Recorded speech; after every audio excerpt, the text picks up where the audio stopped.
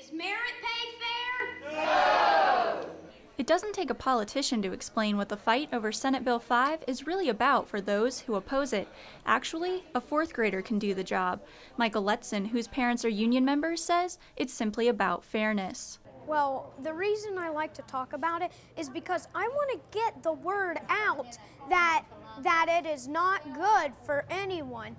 I mean, it's even the people that are voting yes for it. Well, if it passes, they're gonna learn that it's gonna hurt them too. And he's not alone in his cause. On a dreary October afternoon, more than 1,000 opponents of SB 5 gathered in Gallipolis to voice their opinions on the much-debated bill. It's going to have an impact on workers throughout the entire state. That's my opinion. I think it'll have a trickle-down effect, because if you don't have a right to negotiate a fair wage, then you're not going to get quality.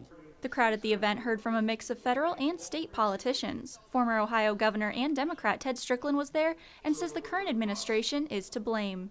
It was the Kasich Republican budget that's caused the problems for local communities, not the public workers. Democratic U.S. Senator Sherrod Brown echoes Strickland's sentiment.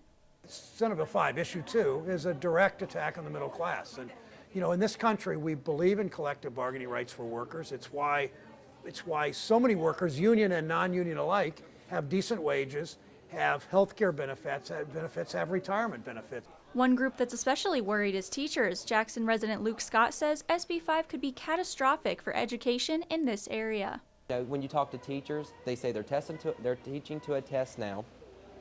They're not getting represented fairly because they're crammed in here to teach to a test, and they feel that they'll be able to be fired for any reason. I mean, they're scared for their jobs. I mean, you know, jobs are hard to come by.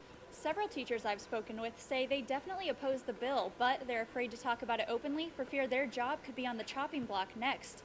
There is a serious feeling among educators that a war is being waged against public employees and that the front lines are headed straight for the classroom. They have been giving up and are willing to talk when a city has significant budget problems. They're willing to sit down and negotiate. But you don't take away their rights and push them away from the table and say, sorry, you're having no input. We're not even going to talk to you. At the end of the day, opponents say they're concerned about the future of real Ohioans. We can get this economy back on track, but we ought not to do it by expecting only the working folks to make the sacrifices. Morgan Lentis, WOUB News.